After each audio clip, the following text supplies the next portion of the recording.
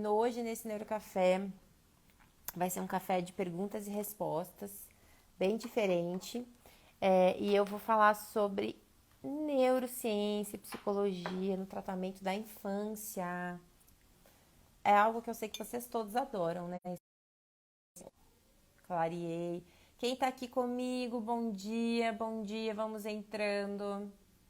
Quem que quer saber sobre como orientar pais, como entender a infância, como entender os seus filhos, como entender a sua infância, como entender essas dificuldades de infância, de adulto através da sua história de infância. Nem vai dar tempo a gente falar sobre tudo isso, mas trouxe aqui algumas perguntas para a gente conversar hoje. Lembrando que o Neurocafé é esse nosso café onde a gente conversa de maneira leve e descontraída sobre neurociência e psicologia para que vocês comecem bem o dia de vocês. Então, obviamente, a gente vai falar, como sempre, de uma maneira descomplicada, leve, para que a gente consiga entender. Bom dia, bom dia. Então, gente, vamos combinar o seguinte: vocês vão escrever aqui todas as perguntas que vocês têm para mim sobre infância. Algumas eu saberei responder, outras talvez eu não saiba responder, né? Porque às vezes a gente abre e as pessoas perguntam assim coisas que não tem nada a ver com a minha área. E se não tiver, eu aviso, gente, isso aqui não tem nada a ver e não saberei responder. Mas as que eu sei responder, as que são de psicologia, de neurociência, responderei com todo prazer, tá? Hoje aqui em Curitiba tá um pouco nublado. Ontem fez um sol. Foi ontem que fez sol? Foi um calor. O tempo tá muito doido nesse Brasil esse ano, né, gente? Começou com frio, pelo menos aqui, né? Começou com frio, chuva, aí ficou médio, aí agora muito quente. E teve dia que também, entre os quentes, fez muito frio. Uma loucura. Ó, hoje eu vim toda ao meu natural, vim com o meu cabelo natural. O que vocês acharam do meu cabelo natural, gente? Ai! Meu cabelo natural é muito difícil de manter, muito difícil, mas de vez em quando eu consigo. Vamos lá então, deixa eu só arrumar isso aqui, porque eu tô com medo que esse celular caia. Ótimo. Vão escrevendo para mim as perguntas sobre neurociência da infância. Vamos pegar o cafezinho de vocês. E hoje a gente vai conversar então sobre isso. Eu trouxe aqui algumas perguntas que me fizeram na caixinha ontem sobre neurociência da infância. Na verdade, não é só neurociência da infância, né? Quando a gente fala de qualquer fase da vida, a gente tem várias maneiras de olhar, só pelo que os estudos de neurociência diz e pela neurociência aplicada à psicologia, quando a gente faz essa leitura, né? Essa interpretação desses dados junto com aquilo que nós sabemos de psicologia sobre desenvolvimento humano. Então, eu sempre faço essa leitura, né? Eu acho que ela é meio até inerente a mim já.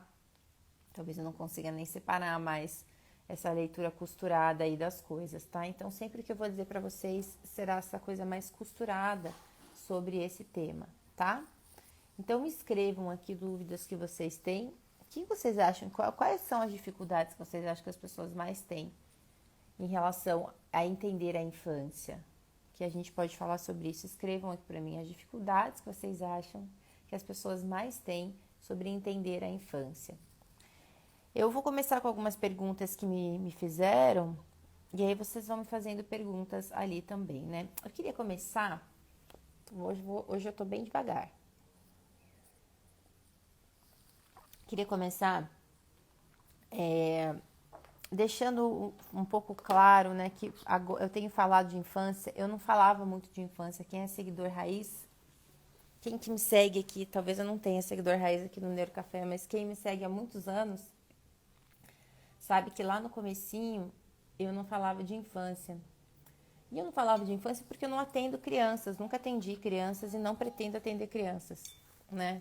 Então eu não me sentia assim no direito de falar, enfim.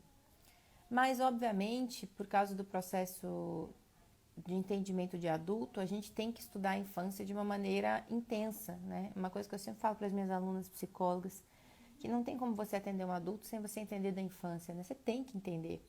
E a gente que é psicólogo até sabe disso, né? A gente fez psicologia, você estuda todo o desenvolvimento humano e em várias facetas, né, do desenvolvimento humano, exatamente porque a gente tem que entender o ser humano na sua história. Porque se entender só a pontinha do iceberg, se você pegar só um bolo pronto e não souber como que esse bolo chegou a ficar pronto, qual é os ingredientes que fazem ele crescer, qual é a temperatura do forno ideal que faz o bolo crescer, ou se você coloca mais ou menos fermento, o que acontece com o bolo, esses ingredientes do bolo e a temperatura do forno é como se fosse a gente entender de infância. E se você só pega um bolo para comer, você sabe se ele tá bom, se ele tá ruim, mas muitas vezes se você não entende como cozinha um bolo e até a química, né, do bolo, você não sabe por que ele tá bom, ele tá ruim. Você não sabe nem o que pesquisar, se o que essa pessoa errou, né? E quando a gente assiste essas séries aí, o MasterChef, eu gosto muito do MasterChef, a gente vê como os especialistas na cozinha, em culinária, sabem exatamente só pelo gosto do bolo o que aconteceu com ele. Vocês já viram isso? Eu acho muito impressionante. Porque isso é um bom profissional, né, gente? Quando ele olha e fala assim, só pelo gosto desse bolo, só pelo formato, já sei que você colocou pouca água, já sei que o forno estava muito quente, já sei que o fermento não sei o quê, né? Então, quando a gente...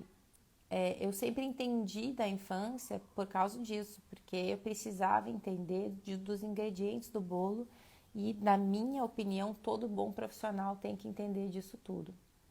E aí também, na minha opinião, este é o grande problema da gente ter coach, porque o coach não entende disso tudo, né?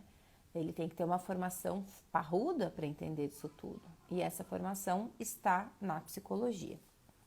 Tendo dito isso, de uns tempos para cá, como eu tive que começar a dar aula sobre neurociência da infância, eu falei, vou começar a falar sobre neurociência da infância, né? Porque é uma coisa que vocês se interessam demais, né?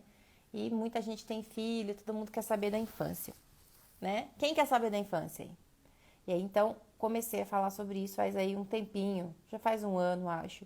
E também porque a gente começa a ver as atrocidades que tem na vida, né, gente? Cada coisa que fazem com as crianças, cada história que a gente começa a se sentir na obrigação de falar sobre isso. Então, aqui estou eu hoje. Eu já falei várias vezes sobre isso. E hoje a gente vai falar, essa semana eu estou dedicando aí a explicar para vocês um pouco de neurociência da infância. Pessoal, eu, sempre. Então, eu vou começar, você vai me perguntar ali sobre irritabilidade na infância, né? Vou anotar aqui também para eu falar. E eu quero começar só explicando para vocês, seguindo esse processo mais leve. Acho que vocês me escreveram aqui. Eu sempre, apesar de não atender crianças, penso da mesma forma, preciso entender a base, precisa. Eu acho que eu tenho falado muito com o pessoal lá do PNP, né? Do quanto a neurociência, para mim, assim, e o próprio PNP, mas a neurociência como um todo, quando a gente estuda bem estudado, ela é o que tira a gente do patamar de bom profissional para um ótimo profissional, né? Porque é o detalhe, né? Quando a gente começa a entender o detalhe das coisas, que não é a maioria que sabe, porque não é a maioria que sabe, não é a maioria que quer saber, né? Não é a maioria que vai conseguir compreender. Quando a gente começa a entender esse detalhe, o estudo que fala algo que outro estudo não fala, a gente começa a se tornar um profissional excelente. Não só na psicologia, mas eu acho que qualquer pessoa, por exemplo, quem vai lá participar do Mundo Neuro, né? Quem vai participar, quem foi meu aluno do Equilibre-se. A pessoa, ela fica diferenciada, né? Porque ela começa a entender algo que mais ninguém entende ou que pouquíssimos entendem, e isso dá uma visão de mundo, dá uma ampliação da nossa mente, que a gente começa a ter mais eficácia nas coisas, né? Ó, fiz o curso da Leliane Rocha e vi que você fez algo lá para o curso. A Liliane vai vir aqui comigo para um dos Neurocafés. Eu fiz uma aula sobre infância, traumas na infância e regulação emocional para a Liliane Rocha. A Liliane Rocha fala de abuso. Ela é muito, muito bacana, eu gosto muito dela. Só que vai para a formação dela de profissionais, não para de pais, viu? Porque é bem para profissional, eu não sei em qual delas você tá. Freia, cada vez aprendemos mais com você para ter um grande diferencial com as minhas crianças e adolescentes. Ô Juliana, você toma vergonha nessa cara e vem participar de um Neurocafé comigo. Esse povo tem vergonha de fazer Neurocafé. Vocês sabiam disso, gente? Eu vou fazer um negócio diferente. Eu vou começar a pedir para vocês que me seguem indicar quem vem pro Neurocafé. Aí acho que as pessoas vão perder a vergonha, porque as pessoas têm vergonha de vir pra câmera. Aliás, até vamos falar sobre essa vergonha, porque isso também vem um pouco da infância, né? Ou isso é tirado da gente um pouco na infância. Interessante a gente falar isso, tá? Bom, então vamos lá. Algumas das perguntas que eu tenho aqui sobre a questão da neurociência da infância, deixa eu só falar para vocês algo assim bem importante, porque uma das coisas que eu sempre pergunto para os meus convidados, né? Como que a neurociência mudou a tua visão desse tema? Então vamos responder como que a neurociência mudou a minha visão de infância. Eu já tinha uma visão de infância diferente da visão tradicional radical. Que bom. Depois que eu tive filhos, obviamente, essa minha visão mudou mais ainda, né? E o que quer dizer isso? Eu já tinha uma visão de infância de que a criança precisava ser respeitada de um jeito que a gente não estava conseguindo explicar e compreender. Já tinha também uma visão de infância que a gente precisa confiar na criança e não julgar a criança. Porém, não tinha uma visão tão costurada sobre os porquês disso. Só que essa visão de infância, de respeito à criança, ela ficou muito mais forte depois que eu já estava mais velha, né? Vocês vão rir da minha cara, mas depois que eu já estava um pouco mais velha, para a idade já de ter filhos, assim, casada, tudo. E quando eu tive meu primeiro filho, isso mudou muito, né? Que muda, né, gente? A gente se derrete mesmo, nosso coração, ele amplia, nossa visão de mundo amplia. E a neurociência trouxe um diferencial muito grande para mim quando eu comecei a estudar, porque ela começou a explicar que, quem sabe aí, quem conhece a série da Super Nene? Quem já viu a Super Nene? Diga eu sim, eu sim. Pra eu saber se vocês conhecem. Quando eu comecei a estudar neurociência, eu assisti aquela Super Nene, né? E às vezes eu achava as coisas que ela fazia ok, às vezes eu achava uma barbaridade o que ela fazia. E quando eu comecei a estudar neurociência, eu comecei a achar aquela Super Nene uma maluca. Falei, gente, essa Super Nene é uma maluca. E realmente, né, gente? Porque tudo que a gente estuda de infância em neurociência, a Super Nene não faz. Isso aí. Então, o que que é? A Super Nene, aí nem vejam, ou vejam, não sei, né? Era um programa que tinha que os pais não estavam mais conseguindo lidar com os filhos pequenos, geralmente até uns 7, 8 anos. Assim, de 1 até 8 anos, geralmente. E geralmente não conseguiam fazer as crianças dormir, ou as crianças estavam com um comportamento muito difícil, muito agressivo, não comiam, não consigo sair de casa porque eles gritam, porque eles não se comportam, porque eles dizem não para tudo. E aí os pais chamavam a Super Nene. Super Nene em inglês quer dizer a super babá. E essa Super Nene chegava lá com um coque, era bem estereotipado, um coquezinho, uma saia comprida, uma blusa assim, uma camisa fechada, sabe aquele estereótipo assim da rigidez na roupa? E ela começava a dar regras para os pais. Então, uma das coisas que ela sempre fazia era o treinamento do sono. Os pais deixavam a criança dormir no quarto com a porta fechada, mesmo a criança esgoelando de chorar. Esgoelando de chorar. Era horrível. Os pais choravam na porta. Ela falou assim, você não vai entrar. Você tem que ser um bom pai. E aí, entre isso, ela colocava castigo. Ela falava que não era castigo, né? Mas era o cantinho do pensamento. Ela fazia aquela tabela de premiação. Se você tiver um bom comportamento, você ganha uma estrelinha. E com tantas estrelinhas, você vai ganhar tal coisa. Ela fazia a tabela de mau comportamento. Era muito baseado em modulação de comportamento, né? Quando a gente olha só para o comportamento. E, de fato, as crianças ficavam mansinhas, vamos colocar assim. Olha que horrível, parece que eu tô falando de cavalo. E basicamente era isso que ela fazia e... Horrível, gente, horrível. Uma louca aquela mulher. Não sei como que a gente faz... Não sei como que esse mundo é muito doido, né? Como que a gente ainda fez um programa sobre isso. Eu acho que ainda existe. Isso que é o pior. E quando eu comecei a estudar... tem uma versão nacional. Olha, Kelly, eu na minha santa ignorância amava Super Nene. Ô, Kelly, não te julgo, porque algumas coisas que ela fazia antes de ter filhos eu gostava. Hoje, após o PNP, descobri o quanto isso era absurdo. Era um absurdo. Vou tirar um print deste seu comentário, que eu vou postar aí. Gente, era isso mesmo. E aí, o que eu fui descobrindo depois da neurociência, depois de ter meu filho? Eu fui descobrindo que o jeito que a gente vê criança, ou a maneira que a gente entendia crianças até então, que era por modular comportamento, que é muito parecido com o treinamento de adestramento de animais, né? Quem tem animais sabe como é que é Eu tinha um cachorro, a gente adestrou ele também uma época. Com ele não adiantou nada, coitado, porque os animais são mais instintivos, que bom, então alguns adestram, outros não, né? Mas aquele adestramento de animais que é todo comportamental e é baseado em punição, dependendo do adestrador, né? Hoje em dia eu sei que já tem uns mais humanizados. É a mesma coisa que basicamente o entendimento que a gente tinha de criança e não se olhava muito para o efeito desse adestramento, né, no cérebro da criança. E agora a gente já sabe. Primeiro, uma das coisas que mais mudou na minha vida foi o entendimento, você vê uma coisa tão básica, né? Mas o entendimento que o cérebro da criança é diferente do nosso. Basicamente isso, né? Que o cérebro da criança, vamos começar até pelo tamanho, ele é pequeno, o nosso é grande, né? Ele não está pronto, ele é imaturo, ele não tem as estruturas deles formadas, ele não tem as conexões entre as áreas formadas, ele é uma esponja sem sabão, assim, né? Vamos pensar que se o nosso é uma esponja com sabão, cheio de sabão, o cérebro da criança é só uma esponja pequenininha sem sabão.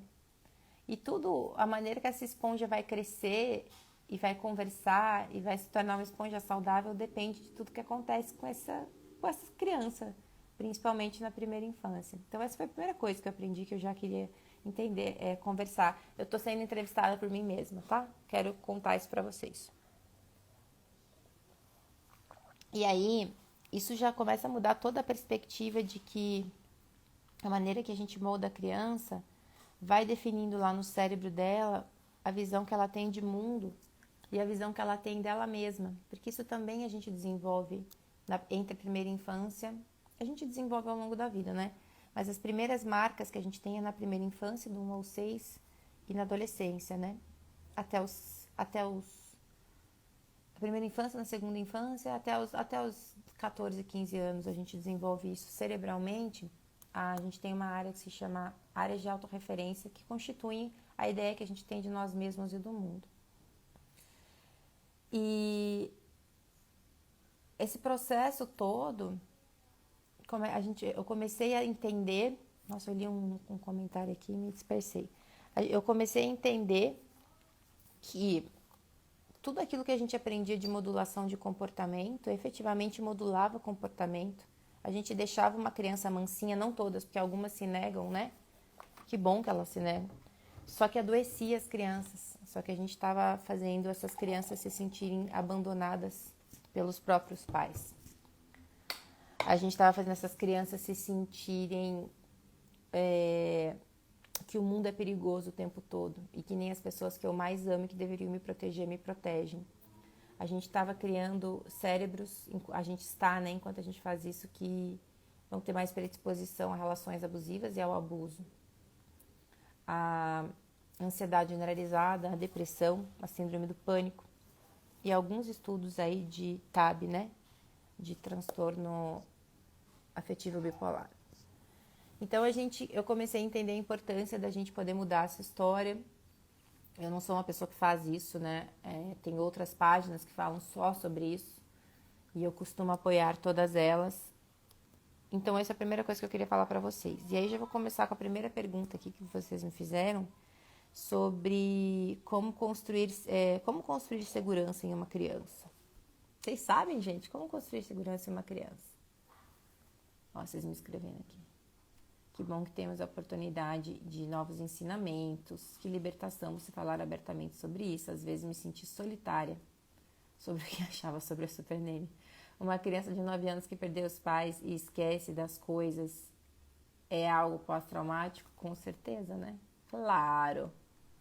Bom, vou responder. Como que a gente constrói segurança numa criança? Então, também gostaria de falar aqui, muitas vezes a gente pega aí adultos, né? Vamos pegar a gente mesmo, nossa história de vida de adultos. E a gente começa a pensar quem são os adultos seguros que a gente conhece. Seguros mesmo. Primeiro que é difícil de encontrar, né? Uma pessoa segura de si, que se ama, né? E quando a gente encontra esses adultos, se a gente for pegar só pela história de vida deles, a gente não consegue chegar em lugar nenhum. Por quê? Porque essa segurança, ela é constituída geralmente, o que os estudos nos falam é que a gente aprendeu há muitos anos atrás que para eu deixar uma criança saber se virar sozinha no mundo, eu tinha que deixar ela se virar sozinha no mundo, né?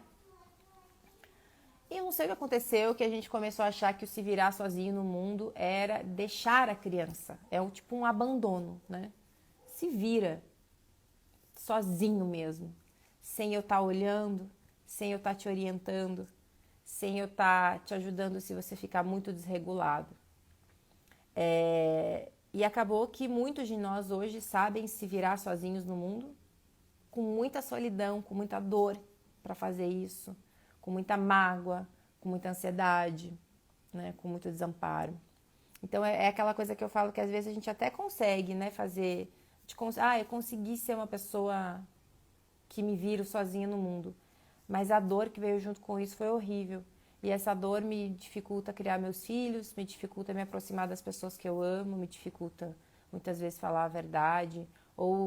Então, a maneira com que a gente aprende na dor, se eu sou uma pessoa hoje, por exemplo, que tem várias conquistas na minha vida, isso não quer necessariamente dizer que eu estou com saúde mental. Inclusive, eu vou falar sobre isso no próximo vídeo que vai agora ao ar no Mundo Neuro no domingo. Vou falar sobre exatamente isso, tá? Sobre essa questão de como que a gente desenvolve e desenvolveu autonomia na nossa vida. Te escutar aqui. Eu escutei essas dicas de deixar eu chorar o pediatra da minha filha. Eu estava sensível como o puerpério e ficava confusa se devia seguir. Ainda bem que segui o meu instinto, graças a Deus. Minha filha me ensinou que a Super Nene estava errada. Uma vez falei para ela, vai pro sofá pensar, e ela respondeu com ironia, não vou pensar. Adoro. E aí, gente, não sei nem onde é que eu tava, hoje tô meio perdida, gente, mas vamos lá. Mesmo perdida, a gente fica achada, né? E aí, como que a gente constrói essa segurança, então? E aí, os estudos começaram a sair. Os estudos de neurociência sobre isso, eles são relativamente novos. Eles são aí de uns 15 anos para cá. E como, para quem já me acompanha há muito tempo, para quem é meu aluno, para quem está no mundo neuro também, sabe que para a gente entender, para a gente conseguir ter uma concepção sobre, por exemplo, como construir segurança numa criança, um estudo só não é suficiente. Você precisa ter vários estudos, né? Você tem um estudo daqui, um estudo daqui, você tem todo o entendimento do desenvolvimento infantil, da vida adulta, você tem um adulto, você compara a infância dele. Então, por isso que às vezes demora. Quando a gente fala que começamos a pesquisar isso há 15 anos atrás, quer dizer que a gente só conseguiu ter as primeiras concepções, talvez há uns 10 anos atrás, um pouco mais, né? Porque a gente começou a realmente conseguir entender esse processo. E os estudos de autonomia no cérebro infantil, eles nos revelam que para construir autonomia num cérebro infantil, para um cérebro se constituir de uma maneira saudável, para ele saber lidar com as suas emoções, porque o que é autonomia? É a pessoa conseguir se perceber no meio, perceber os seus estados emocionais, perceber as suas capacidades, regular o que não está bom. Estou nervoso, daí eu regulo essa emoção, né? Eu diminuo a intensidade dela, poder sentir e usar a sua capacidade máxima para atuar em cenários também de incerteza, sem precisar, não é nem sem precisar, porque precisar a gente sempre precisa, é sem depender de alguém. Então, a autonomia não quer dizer que a pessoa vai seguir só na vida, quer dizer que a pessoa vai seguir na vida. Ela pode seguir só, porque a necessidade de ter pessoas nos apoiando, o nosso cérebro sempre vai ter. quando a gente não tem essa necessidade na vida adulta, não tem necessidade de ninguém perto de mim, isso já é um desequilíbrio. Não é um equilíbrio. Eu trabalho com muita gente de empresas, né? E muita gente tem esse perfil, eu não preciso. Isso não vem de um processo saudável. Isso não é um processo que veio de saúde, entendeu? Geralmente ele veio de muito sofrimento, de muito desamparo. Então, só para vocês entenderem. Então, como que a gente constrói segurança numa criança? Com apoio. É muito interessante isso. Com apoio. Com olhar. Estando junto. Não é deixando a criança só. É óbvio que você vai desenvolvendo. Então, vamos pegar um exemplo de uma criança que está aprendendo a andar. Uma criança que está aprendendo a andar, ela vai aprender a andar sozinha. A gente não precisa ter interferências no andar de uma criança, certo? Porque é um processo biológico natural de uma criança. Se você está ali com a criança, agora, o que isso quer dizer? Quer dizer que você fala, isso é natural, então você vai ter que cair e levantar sozinho, meu filho? Seu filho de 1 ano e meio. Pensa, um cérebro mais imaturo de todos, aprendendo a andar, porque o desenvolvimento motor é diferente do desenvolvimento mental, né? Do cognitivo, do emocional. E aí a criança fica de pé e cai. Fica de pé e cai. Esse é o processo de andar, né? Dá um passo e cai. Aí como que a gente desenvolve a autonomia? Eu vou dar com esse exemplo. Eu vou estar perto da criança e quando ela cair, eu vou falar, levanta. E se ela chorar, eu vou abraçar que ela chorou. Falar, tá tudo bem, meu filho, eu te amo. Muitas vezes a gente vai até distrair, fazer outra coisa, depois ela volta a andar. Para quê? Para ela não criar uma experiência ruim com aquele cair. Então, isso é o suporte. É estar perto, é amparar quando há necessidade, é motivar para que continue, né? Ao mesmo tempo, para gerar autonomia, eu não posso ficar segurando a mão da criança o tempo todo, porque em algum momento ela precisa largar da minha mão para andar sozinha. Então, quando eu vejo que ela já se equilibra, eu solto meu dedinho, eu deixo ela ir sozinha. Isso é deixar o outro fazer sozinho. Mas se ela cair, eu tô aqui. Entende? E é esse o movimento que a gente deveria fazer na infância e deveria ter tido também, né? Para constituir autonomia e segurança. É permitir que aquilo que a criança consegue fazer sozinha, ela faça sozinha. Mas eu não vou obrigá-la a fazer sozinha se eu ver que existe uma dificuldade emocional.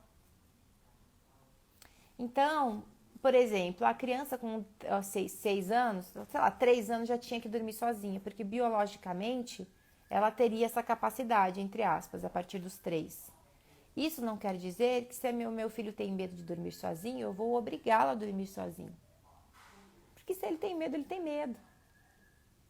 Mas isso também não quer dizer que eu não vou sempre tentar. Vamos lá, filho, tenta, dorme na sua cama, depois você vem pra minha, ou sei lá, quando você tiver medo, você me chama. Então, é assim que a gente vai desenvolvendo a autonomia. A Karina Fran volta para as 7. Gente, não tem condição de voltar para as 7, não. Não enquanto minha filha não dormir bem. Não funciona. Então, é mais ou menos esse processo, tá? É assim que a gente desenvolve a autonomia. É estando junto. E sim, você vai permitir que a criança faça sozinha. Quanto mais velha a criança vai ficando, mais atividade ela vai tendo. Então, por exemplo, vou dar um exemplo bem prático aqui, né? Meu filho tem 8 anos de idade. Desde que ele fez 6 anos, e aí você começa a perceber pela criança. O que uma criança de 6 anos já consegue fazer? Ele já consegue arrumar uma mesa para o almoço, para uma janta. Ele já consegue arrumar o armário dele. Fica feio, mas consegue, né? Não é o jeito que eu arrumaria, assim, Ele já consegue fazer escolhas, entender que ele precisa arrumar a própria lancheira.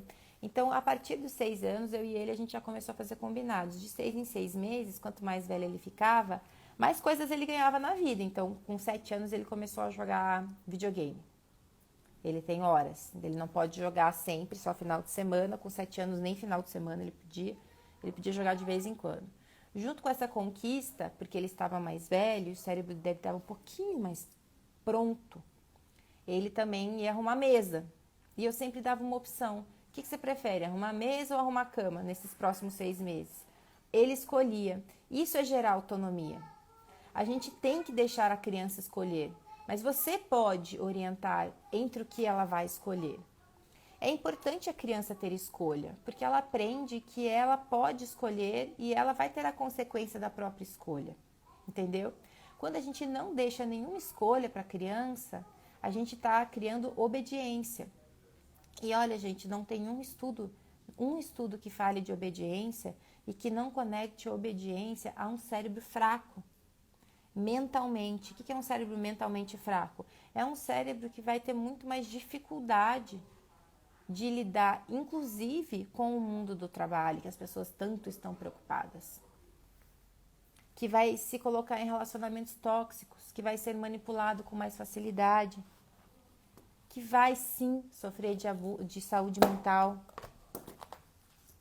Ser obediente para uma criança ou seja, a gente sempre só dá uma opção. Ela tem que fazer porque ela é criança, é criar nesse cérebro uma experiência de que essa criança não vale nada e que ela sempre vai ter que dizer sim para todo mundo.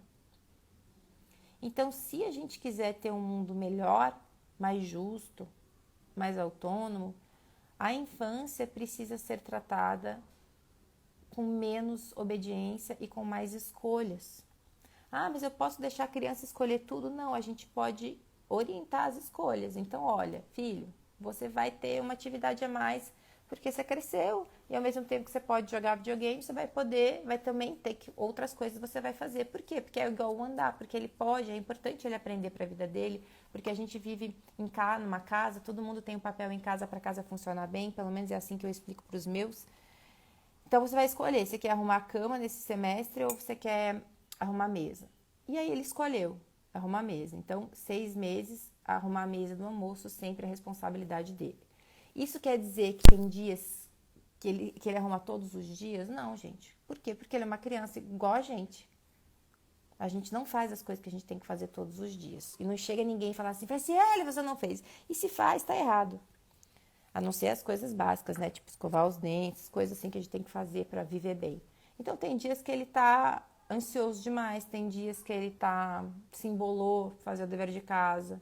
Esses dias eu ajudo ele, ou alguém ajuda, arruma. É sempre, não é sempre. Mas entenda, existe uma flexibilidade também. Porque nem sempre ele consegue. Mas na grande maioria dos dias ele consegue.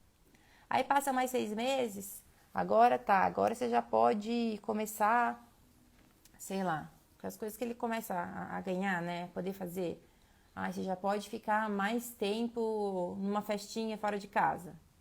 Não pode, né? Porque a gente fica com ele, mas estou dando um exemplo. Então, também, agora a gente vai ter uma outra coisa, uma responsabilidade a mais. Então, a cada 6 meses, desde que ele fez 6 anos, a gente tem algo a mais dentro de casa que ele ajuda a gente, que ele faz parte do processo. E aí, a gente vai sempre dando as opções. Aí, quando ele fez 6 meses, 6 anos e meio, foi arrumar a lancheira da escola. Então, ele sempre arruma a lancheira da escola. Sempre. Não, tem dia que a gente ajuda ele. Entendem? Da mesma maneira que tem dias que ele me ajuda. Filho, pega não sei o que pra mim. Filho, me ajuda aqui a fazer isso. Isso é ensinar também essa troca de relação, essa troca de um relacionamento onde cada um faz a sua parte, um ajuda o outro quando o outro não consegue.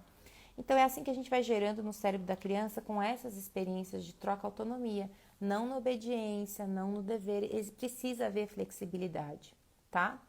Ele pode escolher o que comer? Pode, mas dentro do almoço que a gente serve, né? Então, quem escolhe o almoço aqui em casa sou eu, meu marido. E dentro do que tem na mesa, ele pode escolher. Mas se ele quiser comer só batata frita, aí não pode. Por quê? Porque não é porque não pode, só porque não pode. Porque eu explico, porque isso não faz bem, você faz um monte de atividade, você precisa comer uma proteína. Então, é tudo explicado. É assim que a gente deveria entender um cérebro de uma criança. Tudo precisa ser explicado. Tudo precisa ser explicado. Tudo precisa ser repetido, porque se a gente aprendesse uma vez só, né, gente? Nossa vida ia ser perfeita, certo? A gente ia estar fazendo atividade física todos os dias, a gente ia comer certinho todos os dias, a gente ia dormir às 9 da noite, a gente não ia olhar o celular tanto. Mas a gente não aprende, nem adulto aprende dizendo uma vez. Por que uma criança que está com o cérebro lá, que só pensa em brincar, e é isso que uma criança tem que só pensar mesmo, vai aprender uma vez? Então, é assim, é sempre explicando com muito amor e muita paciência, é repetindo a explicação quantas vezes até a criança entender. São anos, às vezes, a gente explicando alguma coisa. Porque ela vai entendendo, o cérebro vai se desenvolvendo, a criança vai entendendo de jeitos diferentes, porque o cérebro vai conseguindo fazer conexões mais racionais, né? É a partir dos 6 anos que o cérebro tem condições de fazer essas conexões de causa e consequência de uma maneira mais racional. Até os 6, ele só entende o pode e não pode, e quando não pode eu apanho, que não deveria, quando não pode brigam comigo. Depois dos 6, ele começa a ter essa infraestrutura maior, entendeu? De entendimento racional. Então, se você conseguiu identificar, formar até ali boas memórias com essa criança, a possibilidade que você vai ter dela se desenvolver melhor, com mais saúde mental, é maior.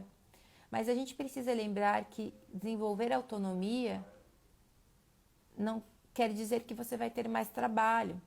Então, quanto mais autonomia a gente desenvolve num cérebro infantil, quanto mais escolhas a gente dá, quanto mais apoio a gente dá, mas também deixa com que eles vivam a responsabilidade com apoio e amor, mais essa criança vai se desenvolver questionando o mundo, questionando as regras, questionando os porquês. E mais a gente tem que estar como adultos preparados para respeitar os questionamentos, coisa que a gente também não está. A gente não gosta de ser questionado. Por que a gente não gosta de ser questionado? Porque nós fomos criados num mundo obediente. Então, por que você está me questionando? Né? Então, quando a gente fala em desenvolver crianças melhores, a gente está falando em ser melhores adultos, em a gente se preparar internamente. Entendem o que eu estou dizendo? Ó, como lidar com adolescentes que se automutilam e não dão abertura para o acolhimento. Gente, a automutilação é doença mental, precisa de psiquiatria agora. Intervenção psiquiátrica precisa, tá? É uma das características da depressão ou do transtorno de personalidade borderline, precisa intervir neste momento. Esse é o caso que você não vai dar abertura. Você vai pegar ele, botar no carro e falar que você vai levar ele em outro lugar. E vai levar ele no psiquiatra e no psicólogo. E ele vai precisar de atendimento, porque é pela vida dele. Você tá, entendeu? Você tem que intervir pela vida dele. O livro Cérebro da Criança foi uma indicação excelente. Eu sempre indico, gente. Minha sogra estava em frente do seu tempo. Ela sempre ensinou os filhos a não serem vaquinhas de presépio. Obediência nunca foi bem vista por ela. Adorei. É ótima a sua sogra. É por isso que a gente ainda tem algumas pessoas hoje que conseguem entender o mundo, ir para o mundo, né? Porque elas tiveram essa visão de que a obediência não é uma coisa necessária na vida delas. Então, é basicamente assim, tá? Como que a gente corrige, né?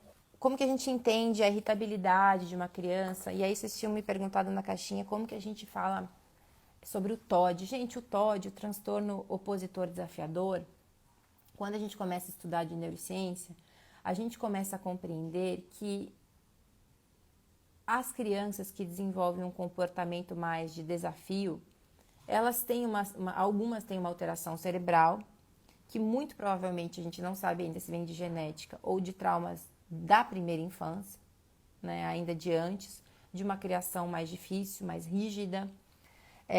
Ou muitas vezes a gente vai descobrir que essa criança tem alguma dificuldade sensorial, emocional. Então, muitas vezes, gente, o transtorno opositor desafiador, primeiro que ele é só característica da infância. Então, o que a gente diz? Ele não é um transtorno. Ele é parte do desenvolvimento infantil de algumas crianças. Eu tenho quase certeza que daqui a uns anos ele vai entrar como neurodesenvolvimento, uma característica neural de algumas crianças.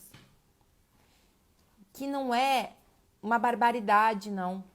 É algo que a gente precisa lidar, sim, porque se uma criança está o tempo todo desafiando, ela está com dificuldade emocional, a gente precisa ajudar a criança e não rotular a criança. E muita gente está falando que muitas crianças têm transtorno opositor desafiador porque são adultos que esperam que todo mundo seja obediente. Gente, a criança não é obediente na sua natureza. Ela não é. E não vai ser. Criança grita, criança tem raiva.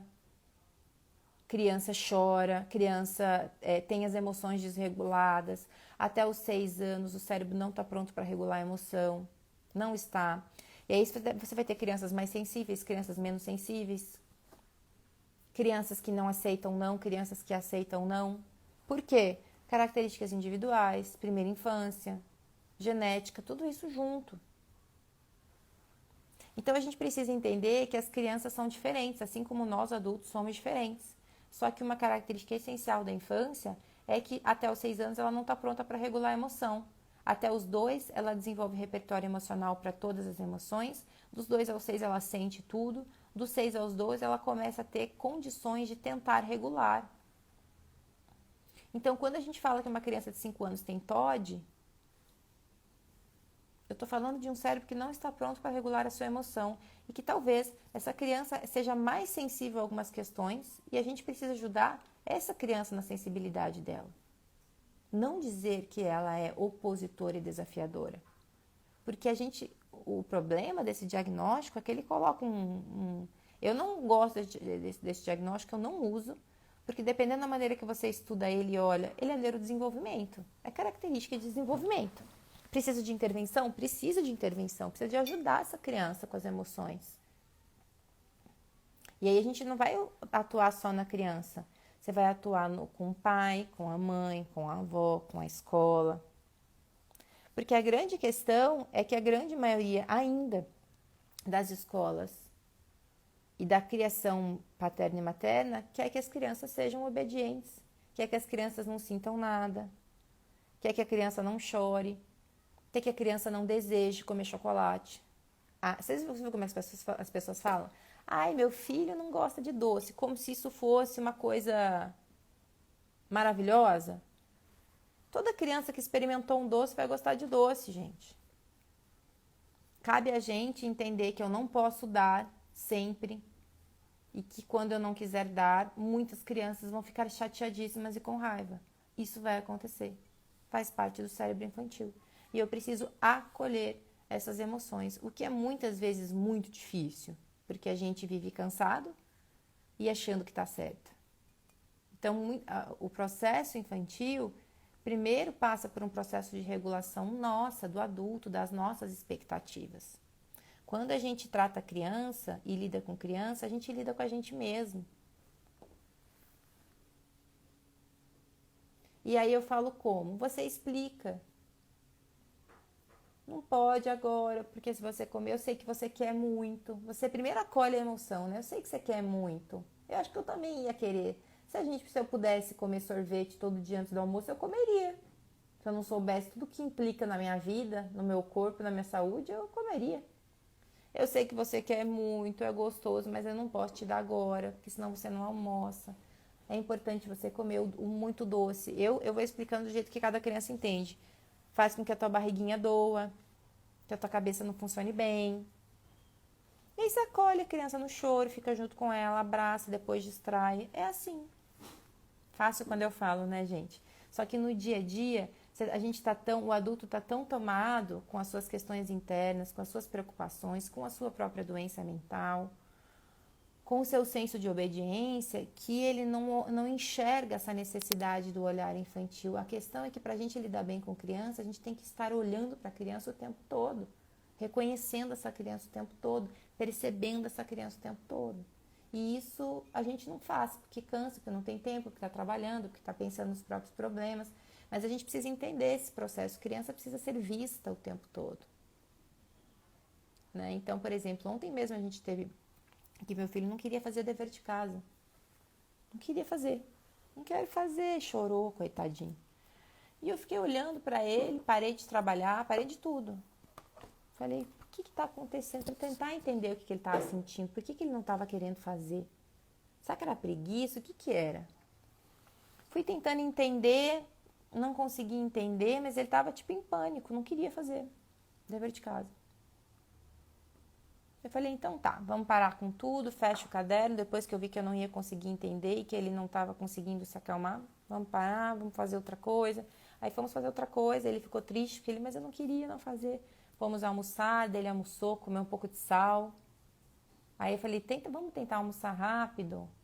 Vamos ligar um programinha que você gosta para você ficar escutando enquanto você faz o dever de casa? Vamos ver se você consegue, para dar um senso de motivação. Ele falou, tá bom.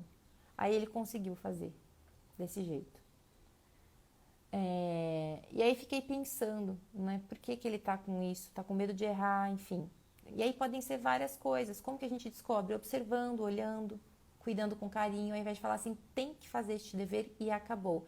Ele sabe que ele tem que fazer o dever, eu também sei. Mas a gente não precisa ir gerando sofrimento nas experiências da vida. Ah, eu vou lá reclamar com a escola que está passando o dever? Também não vou. Mas eu conversei ontem com a escola, falei, olha, ele nunca fez isso, agora não tá. Se vocês pudessem também entender aí como que vocês estão passando o dever, só para eu entender se é de lá, se é daqui, entendeu? A gente precisa entender o comportamento da criança no seu contexto geral. O problema é que muitas vezes esse diagnóstico rotula a criança, está falando do TOD, né? E modula negativamente todas as interações que o adulto faz com ele. Renata, o TOD, você é minha aluna, você sabe, eu não gosto desse diagnóstico, eu não dou esse diagnóstico. Tá? Que maravilha sua fala sobre TOD, concordo inteiramente, sinto-me acolhida. ROD e dislexia são diagnósticos com muita facilidade. E TDAH agora, né? Então, infelizmente está na moda. Entenderam, gente, esse processo? Então, assim, quando a gente fala de infância, a gente fala de ter que ter o olhar 24 horas. Eu sei que é difícil, né? Imagina a infância de vocês. Se vocês tivessem pais e professores olhando para vocês 24 horas. E ao invés de rotular as dificuldades, as emoções, tentando entender junto com vocês, ajudando vocês a regular esse processo emocional.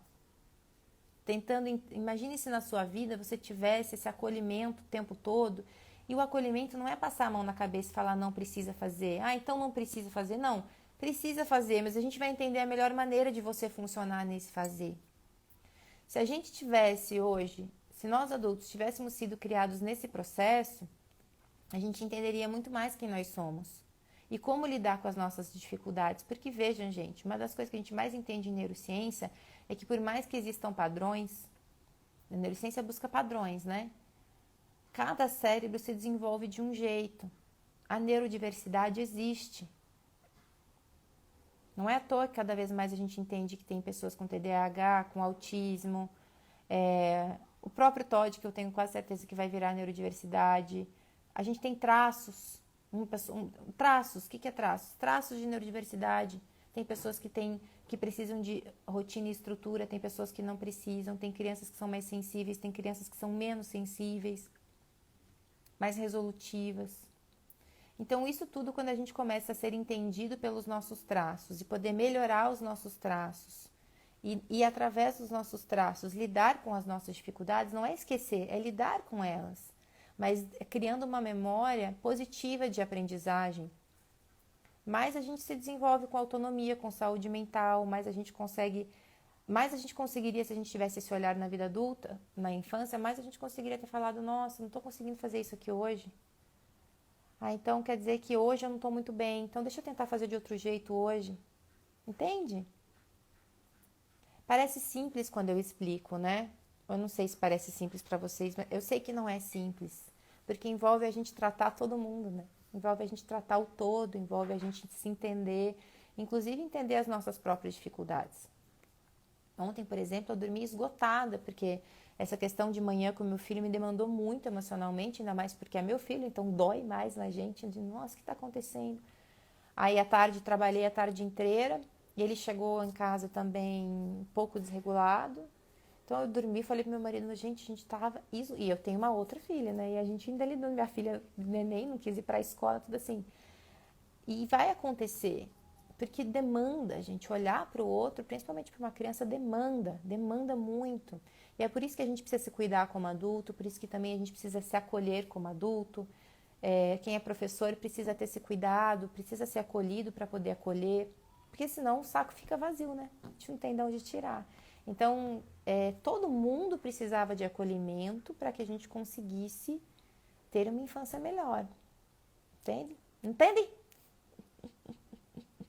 Mais lives sobre a infância. Deixa salvo, precisamos compartilhar. Se eu deixar salvo, vocês me prometem que as 111 pessoas que estão aqui irão compartilhar, porque aí eu vou deixar. Os Neurocafé, gente, eles estão indo também sempre pro YouTube. É lá que eu deixo salvo, porque lá é mais fácil de vocês compartilharem, né? Lá vocês pegam o link e compartilham, qualquer pessoa assiste, tá? Então, ele sempre vai pro YouTube, o Neurocafé, no mesmo dia que eu faço, no período da tarde. Eu vou avisar vocês lá aqui no Instagram, que ele tá no YouTube. E aí vocês também conseguem compartilhar com mais facilidade. Gente, e aí, gostaram deste Eu Café? Vamos lá. Acho que eu respondi a maioria das perguntas que me fizeram. Se vocês tiverem qualquer outra pergunta aí, me digam. Por que o sal? Não entendi. O que é sal? É simples, só não é fácil. Não é nada fácil, Cristina, nada, né? Mas é realmente simples, tá? Cheguei tarde, tem como ver em algum lugar? Carol, a gravação estará no YouTube, tá? Vou pedir para minha equipe subir já. Todo mundo vai compartilhar esse Neurocafé? Ótimo. Preciso tomar cuidado para não compartilhar todo dia o seu conteúdo. Não precisa tomar cuidado, Duda. Você pode compartilhar todo dia o meu conteúdo, tá? Muito obrigada, certo? Ótimo. Então, muito bem. Semana que vem estaremos aqui com o convidado, com outro tema. Essa semana todinha eu tô falando de neurociência da infância, sobre paternidade aqui no Instagram. Então, acompanhem por lá, tá? E quem quiser, tem o Mundo Neuro, né, gente? A assinatura maravilhosa, que temos aí uma aula de neurociência aplicada à vida por semana. E essa semana a gente vai falar sobre essa questão também, da autonomia, tanto na educação, quanto na empresa, quanto no cérebro, tá? Então, quem quiser já assina para garantir já o vídeo novo que sai essa semana. O link tá na minha bio. Se eu soubesse tudo isso antes, não teria errado tanto com a minha filha. Fabrício, sabe o que você faz com sua filha? Não importa a idade que ela tem, liga para ela, pede desculpa. Sempre dá tempo da gente reconstruir um cérebro. Sempre dá tempo. Demora mais, mas dá tempo, tá? Minha filha de 5 anos, típica, briga muito com o meu filho atípico, que é autista. O que fazer? Explicar, explicar, explicar. Acolher ela também. A sua filha de 5 anos brigaria com qualquer criança, né? Vamos pensar, os irmãos. Então, explicar que quando eu não sei o tipo de grau que ele tem, que quando... É na repetição, que quando grita para ele, o ouvido dele é muito ruim. Ajuda ela a brigar de outro jeito com ele. Entende? Hã? Ou ele explicar que ele tem o ouvido mais sensível. Você vai ter que explicar, explicar, explicar. 5 anos vai entender médio, né? Não vai entender muito bem. Mas sempre acolhendo ela, tá? Sempre acolhendo ela. Beleza, gente? Espero que vocês tenham gostado, então. Um beijo muito grande. Até terça-feira que vem.